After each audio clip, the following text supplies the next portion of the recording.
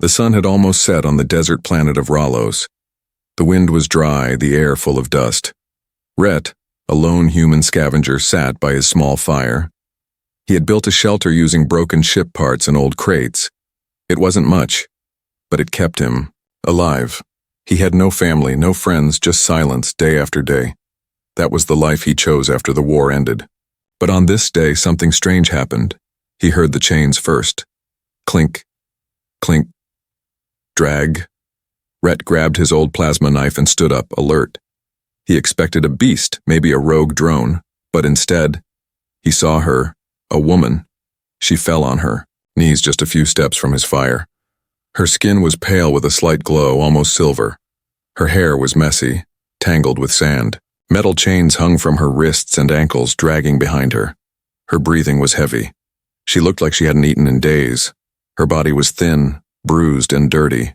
Yet, she was beautiful in a strange alien way. "Please," she whispered in a soft, broken voice. "Don't turn me away." Rhett didn't speak. He watched her closely. Her eyes, they were full of pain. Not just the pain of hunger or injury, shame, deep shame. The woman crawled a little closer to the fire, then bowed her head low, her forehead touching the sand. "I beg you," she said, "let me stay. I will do anything. Make me your slave if you must. Just don't leave me in the cold." Rhett's hand tightened around the knife, not because he wanted to hurt her, but because he didn't understand what was happening. "Who are you?" he asked, finally breaking the silence. "My name is..." She paused. "I was called Sharel. But that name doesn't matter anymore. I belong to no one." She looked up. Her face was tired, tear-streaked. "I'll cook, clean, serve you in every way," she said, voice trembling. "Just feed me, give me warmth." Rhett didn't know what to do. He was a scavenger, a soldier once, yes, but not a hero. He didn't rescue people. Not anymore.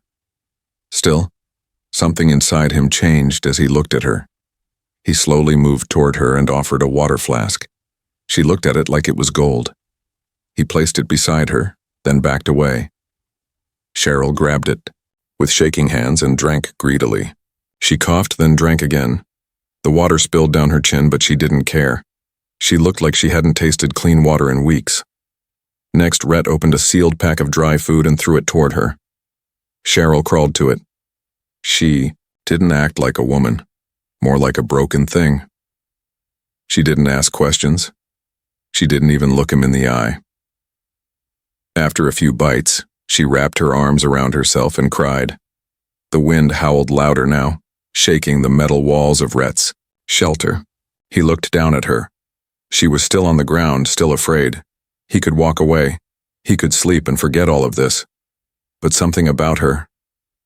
"Get inside," he said quietly. Cheryl looked up. "What?" He pointed toward the shelter. "Sleep.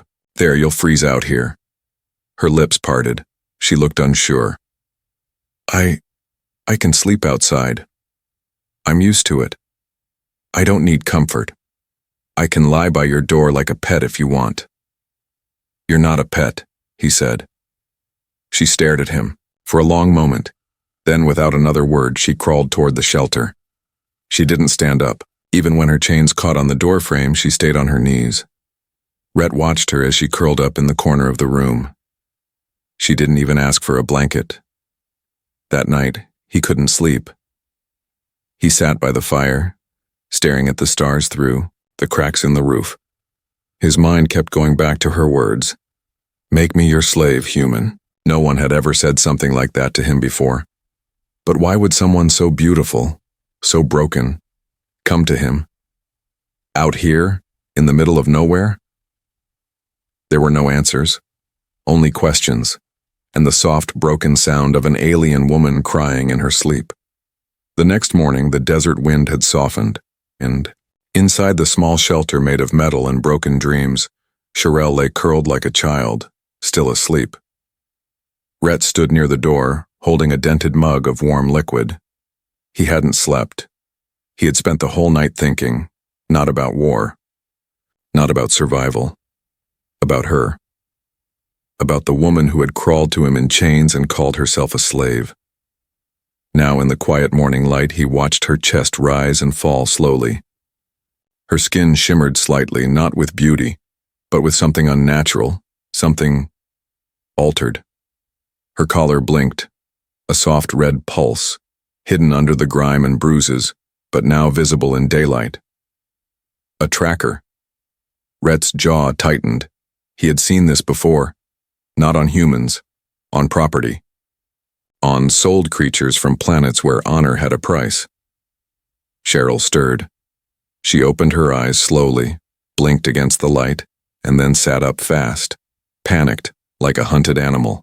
Her chains rattled. No, please, I'll work. I didn't. Mean to. It's all right, Rhett said firmly, holding out a hand. Her voice stopped. Her breathing remained fast, but she didn't run. She just sat, staring at him with wide, fearful eyes. I didn't hurt you, he said, and I won't. She blinked. Why? Why what? Why didn't you take advantage of me? Her voice was small, almost ashamed. Why didn't you use me when I offered myself? Rhett frowned. Because I'm not like the monsters who broke you. Cheryl lowered her eyes. There was silence for a while, the kind that's too heavy. Then Rhett sat on the opposite side of the shelter and asked gently, Who did this to you? Cheryl's lips trembled. My own people. She touched her collar softly, like it still hurt her skin. I was born into a noble house on Varshai, she began. A planet where women are honored, if they obey, if their bodies are perfect, if they produce children. She paused. I was born different. My hips were narrow, my skin too pale. They said I was defective for breeding, but I was still beautiful enough for display. So they trained me. Not for leadership, not for science, but for obedience. Her voice cracked.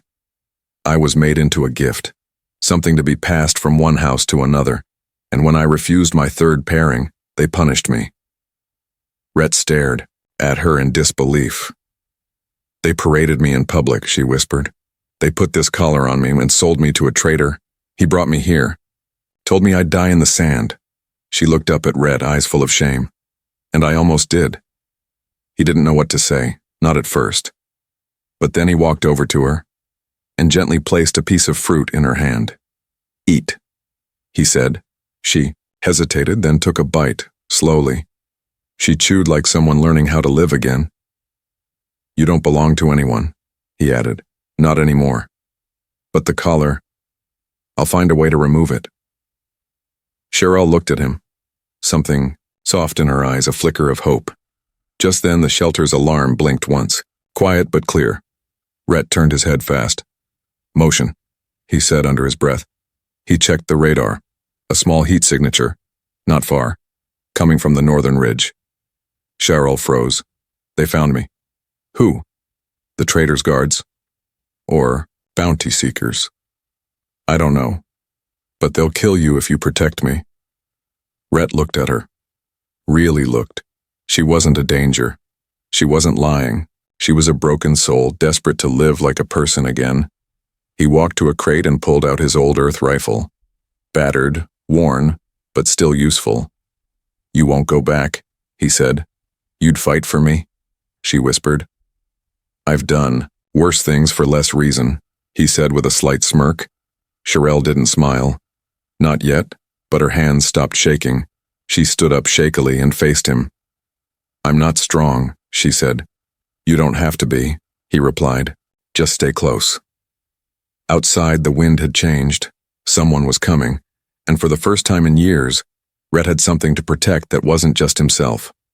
The sound of engines broke the quiet. Dust rose in the distance. 2 speed bikes, fast and low to the ground, kicking up sand as they came closer. Rhett watched from behind a metal panel near his shelter, gripping his rifle tightly. Cheryl crouched beside him, her chained hands shaking. They're fast, Rhett whispered. Cheryl nodded. They have trackers. If they get too close, the collar will alert them. Rhett glanced at the blinking red light on her neck. How close? 30 meters. They were almost in range. Without thinking, Rhett grabbed a dirty tarp from his pack and threw it over Sherelle. Stay low. If they see your face, they'll know. She nodded again, pulling the tarp tightly over her head like a frightened child. Rhett stepped out, calm but ready.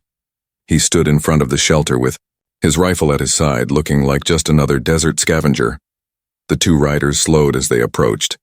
Their armor was black with glowing red marks. Alien mercenaries, cold-blooded hired killers. One of them spoke first. Human, you seen a silver-skinned female around here? Pretty one? Wearing chains? Rhett shrugged. I see a lot of strange things in the desert. Most of them already dead. The rider leaned forward, scanning Rhett's face. We tracked her signal to this location. Rhett looked at the horizon, pretending to think. Signal might be buried. You know how the sand messes with trackers. The second mercenary got off his bike and stepped toward the shelter. Rhett raised his rifle slowly. Don't, he warned. The merc froze. What's in there? My stuff. Mind if we look? Yes, Rhett said flatly. There was a long, tense silence.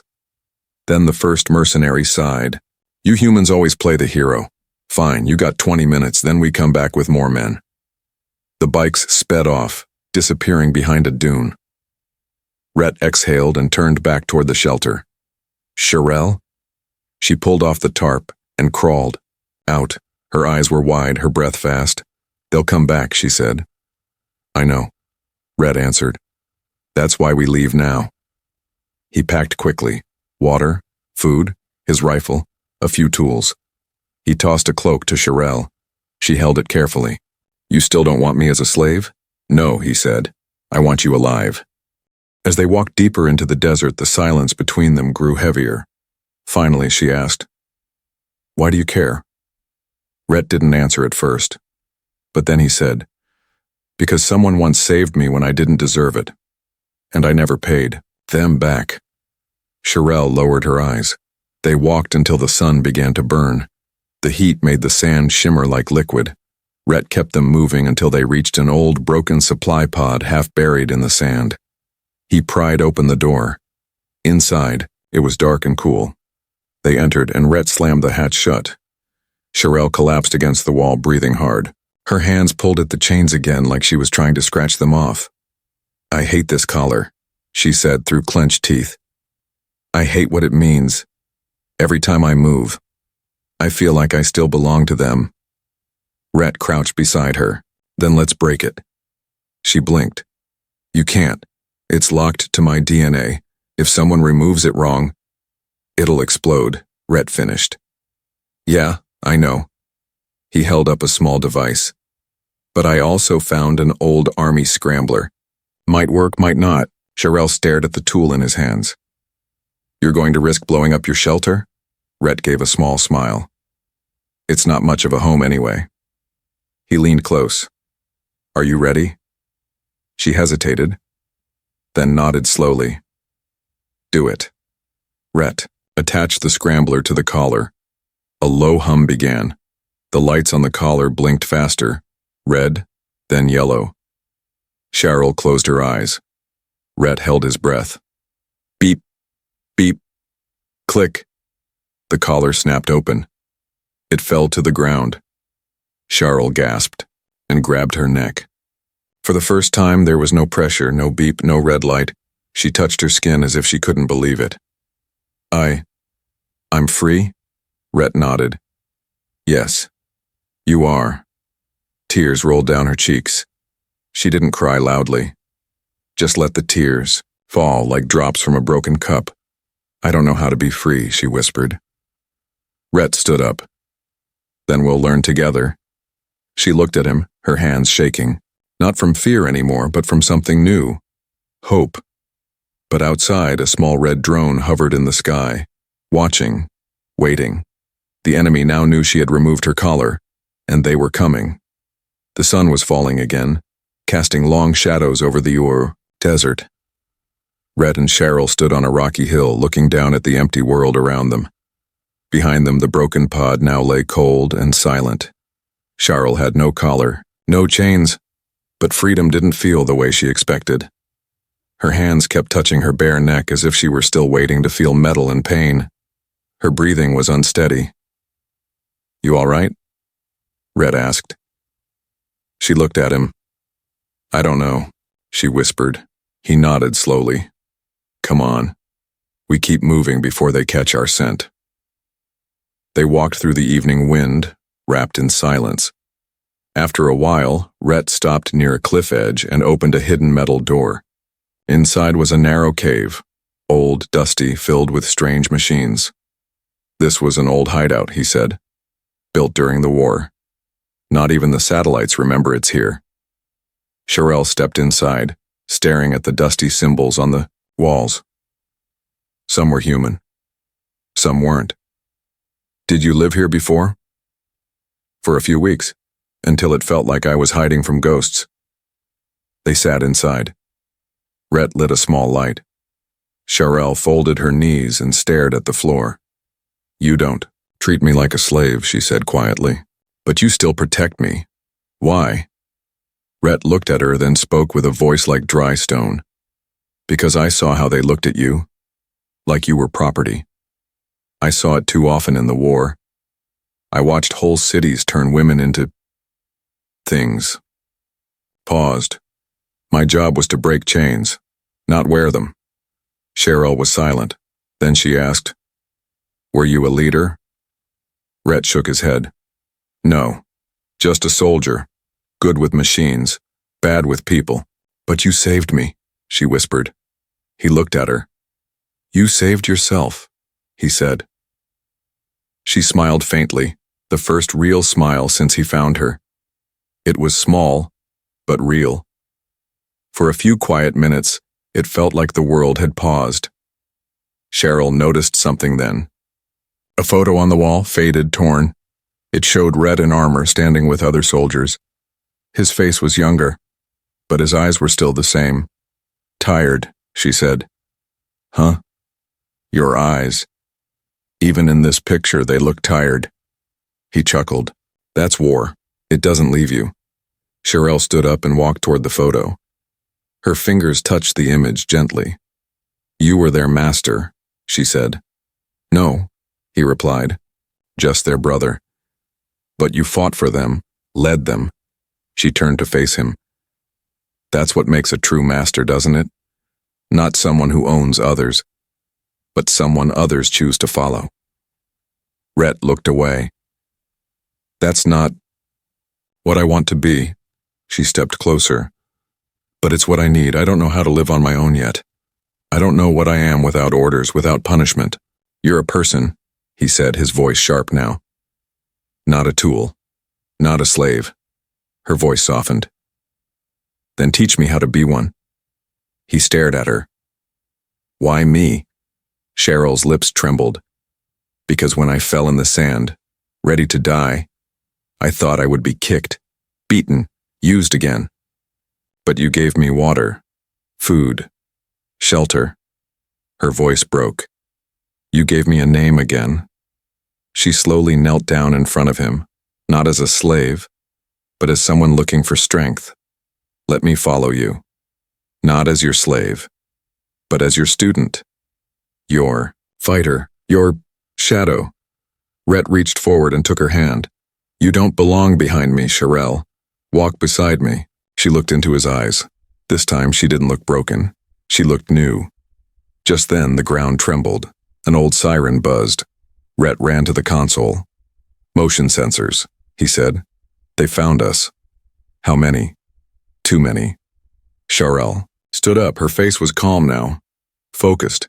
"I'll fight," she said. "Are you sure?" She looked down at her own hands. Still shaking, but now curled into fists. "Yes. If I die free." Rhett handed her a small shock baton. She gripped it with new strength.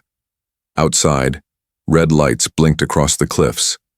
Enemies were surrounding them. But inside that dark cave, A woman who once crawled in chains now stood tall beside a man who never wanted to lead, but would fight anyway. Together. The cave shook. Dust fell from the ceiling. The sound of metal feet echoed above them. Heavy boots, dozens of them. The enemy was here, and they weren't alone. Rhett peeked through a crack in the cave's wall. Black-armored soldiers were setting up scanners near the entrance. Their leader barked orders in a harsh alien language. Cheryl stood beside Rhett, holding the shock baton he had given her. Her hands were steady now. Her silver skin was bruised, but her back was straight. She had once begged to be a slave. Now she was ready to bleed for her freedom.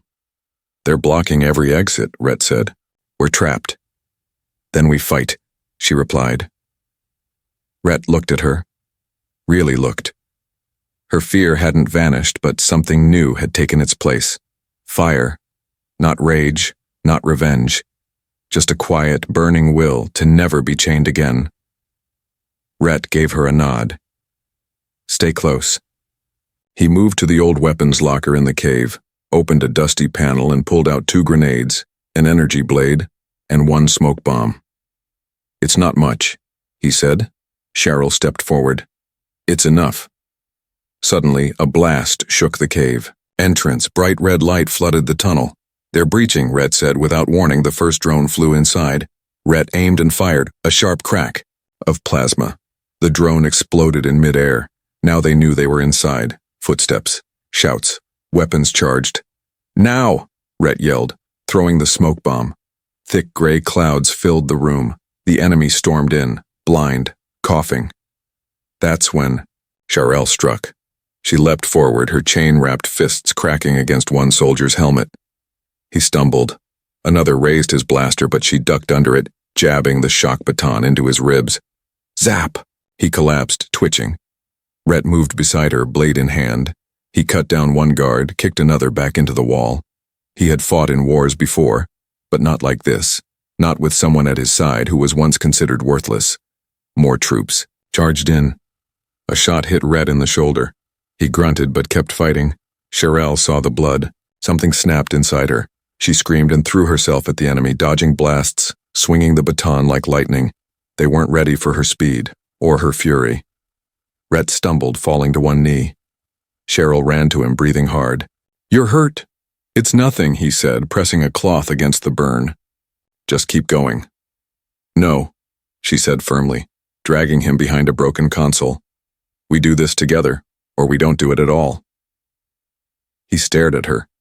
This woman who once crawled in the dirt, now pulling him to safety. "You've changed," he whispered. "I remembered who I was," she said. "Because you never treated me like I was less." Rhett smiled through the pain. "Remind me never to fight you." More footsteps, more voices. "We need to blow the tunnel," he said. "Trap them in." "There's a control panel on the west side," she said. "Old blast doors. I'll go." "No," she replied. "You're bleeding. I'll do it." Rhett opened his mouth to argue, but stopped. She wasn't asking. She was deciding. Cheryl ran. Blasters fired. She slid. Under the fire, rolled behind an old pillar and hit the control panel. Sparks flew, then clang.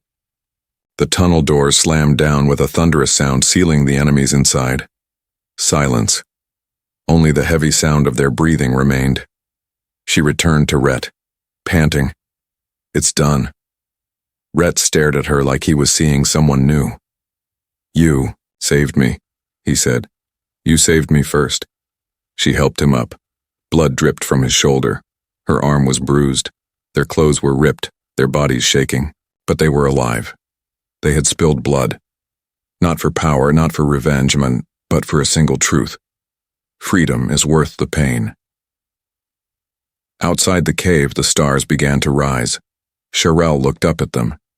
For the first time, she whispered, "They don't look like chains." Rhett smiled. "No," he said. "Now they look like doors." They walked under the stars.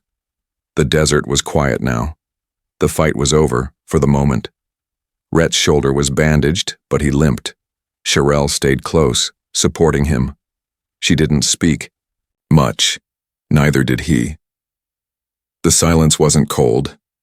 It was heavy, full of questions neither of them had asked yet. Finally, they stopped to rest inside the ruins of an old ship half buried in sand. The metal groaned in the wind. Rhett sat down slowly, breathing hard. Sharel placed a cracked water canteen in his hand. He drank. Thanks. She nodded and sat across from him. The fire between them flickered. The orange light danced on her face, her bruises, her scars, and her eyes that no longer looked lost. I need to tell you something, she said. Rhett raised an eyebrow. All right. She looked down at her hands. Her voice was quiet. When I told you they sold me because I was defective, that wasn't the whole truth. Rhett leaned forward, listening. I was born to a royal bloodline, she continued.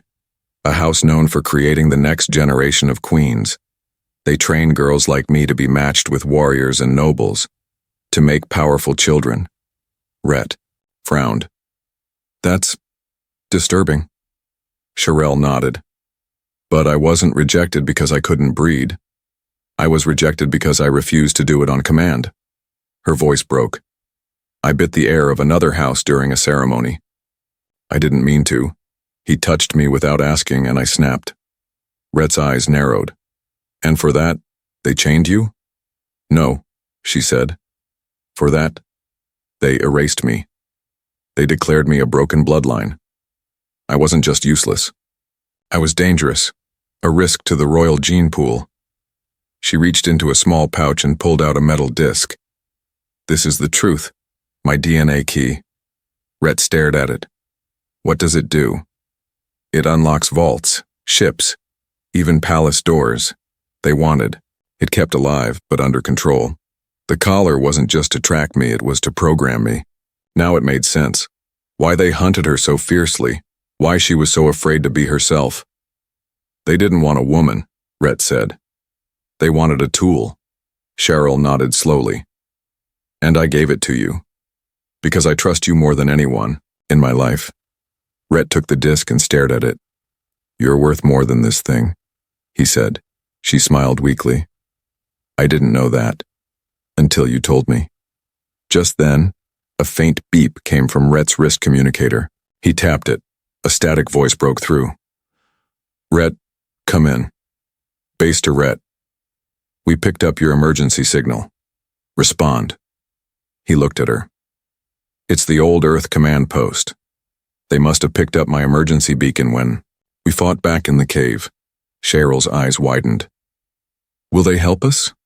Rhett hesitated. Yes, but once they know who you are. She looked down again. They'll want to use me too. Maybe, Rhett said. Or maybe it's time someone fought for you. On your terms. She walked toward him and sat close. I don't want to be a queen, Rhett.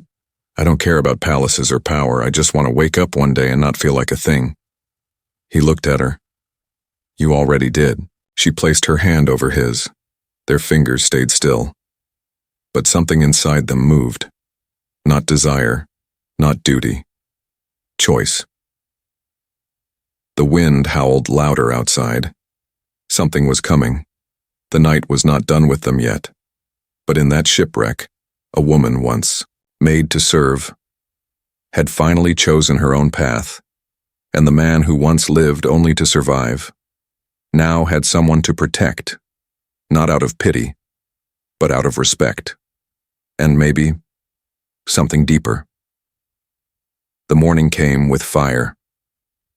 Rhett and Sharel were still inside the broken ship when the sky lit up, not with sunrise but with dropships. Black, sharp, loud. The old Earth command post had arrived, but they weren't alone. 2 ships were marked with Earth's flag. The third was not. It bore the sigil of House Core, Sharel's former bloodline. Her past had found her again. They followed the Earth signal, Rhett said, standing with his rifle. Sharel stared through the crack in the metal wall. Her face was calm. No panic. No tears. I was afraid of them once, she said quietly. But now I understand something. Rhett turned to her. What? My chains were never metal. They were inside my mind. He stepped toward her. Then let's end this. Moments later, the hatch of the Earth ship opened. Commander Lion stepped out.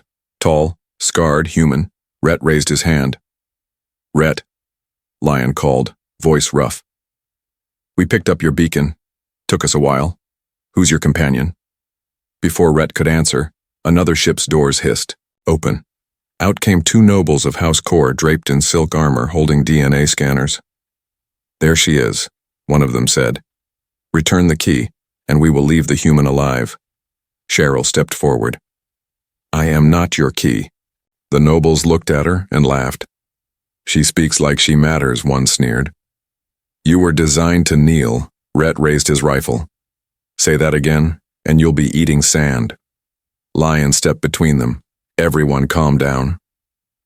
No, Cheryl said, her voice rising. No more silence, no more fear. She walked toward them, alone, and threw her old collar at their feet. I choose my name, she said. I choose who I trust, and I choose not to go with you. The nobles' smiles faded. You belong to House Core. No, she said. I belong to myself. One of the nobles raised his scanner. Then we will take what belongs to us, by force. Rhett fired first. The scanner shattered in the noble's hand. In seconds, Earth soldiers raised their rifles. The nobles drew energy blades. Chaos erupted, but Cheryl didn't hide. She ran to the Earth commander and spoke quickly. Don't let them take me. I'll give you the disc, I'll give you everything. Just promise me one thing. Lion looked surprised. What? Promise me. I'll never be owned again. Lion nodded. You have my word. The battle ended quickly. The nobles were forced to retreat, not by strength but by truth. Earth had chosen to protect her, not because of her blood, but because she was someone worth protecting. Hours later, the sun returned. Peaceful, honest. Rhett and Cheryl stood near the Earth ship, watching the last of the enemy ships vanish into the sky. She turned to him. You could have left me back in the sand, she whispered. Why didn't you? He gave her a tired smile. Because the strongest thing I ever saw was a woman crawling in chains, asking to be free. Her eyes filled with tears, not from pain, but something new. A beginning. Where will you go now? He asked. She looked out at the horizon. Wherever I want. Then she looked back at him. But maybe. I don't want to go alone. He held out his hand. She took it. No chains, no collars, no masters, no slaves, just two broken souls, choosing to walk forward together, as equals, as survivors, as something neither of them believed they could be again, whole.